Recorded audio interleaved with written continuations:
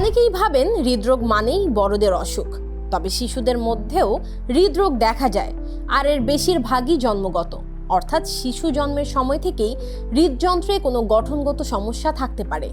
তবে জন্মের পরেও কিছু কারণে শিশুর হৃদরোগ হতে পারে, যেমন বাতজ্বর, কাওয়াসাকি ডিজিজ, ভাইরাসজনিত সংক্রমণ, হৃদযন্ত্রের প্রদাহ কিংবা ভিটামিন B1 এর ঘাটতি। এবার দেখে নেই কখন এর ঝুঁকি বেশি থাকে। গর্ভধারণের প্রথম 12 সপ্তাহ খুবই গুরুত্বপূর্ণ। এ সময় যদি অন্তঃসত্ত্বা মা রুবেলা ভাইরাসে আক্রান্ত হন, ডায়াবেটিস নিয়ন্ত্রণে না থাকে, ধূমপান বা নেশায় জড়িত থাকেন বা তেজস্ক্রিয়তার সংস্পর্শে আসেন, তাহলে শিশুর জন্মগত হৃদরোগের ঝুঁকি বাড়ে।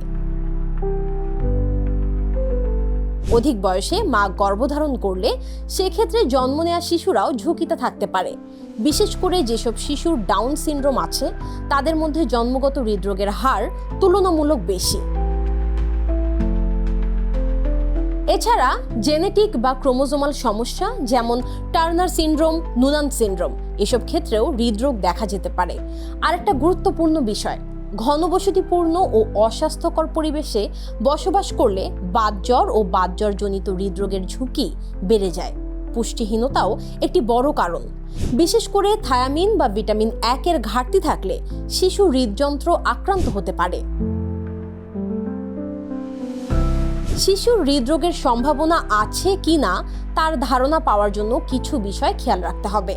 জন্মের পর থেকেই শিশুর ঘন ঘন জ্বর, কাশি বা শ্বাসকষ্ট হচ্ছে কিনা, শিশুটি দুধ খাওয়ার সময় খুব তাড়াতাড়ি ক্লান্ত হয়ে পড়ে কিনা, যদি বয়স অনুযায়ী ওজন না বাড়ে, ব্রেস্ট ফিড করার সময় শিশুর যদি অতিরিক্ত ঘাম হয় বা ঠোঁট মুখ নীলচে হয়ে যায় অথবা অল্পেই হাঁপিয়ে ওঠে, তাহলে বিষয়টি অবহেলা করা উচিত নয়।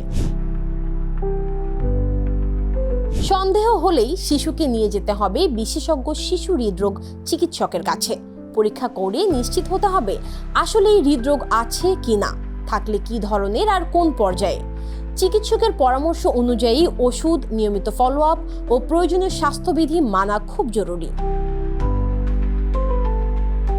এই সম্ভাবনা সমূহ হৃদরোগে আক্রান্ত শিশুদের ক্ষেত্রে হার্ট ফেলিয়ার, বারবার নিউমোনিয়া, হার্টের ভালভে সংক্রমণ এবং শিশুর সামগ্রিক বৃদ্ধি ব্যাহত হওয়ার ঝুঁকি থাকে। তাই সঠিক সময়ে রোগ শনাক্ত হলে এবং নিয়ম মেনে চিকিৎসা হলে অনেক শিশুই সুস্থ, স্বাভাবিক জীবনযাপন করতে পারে।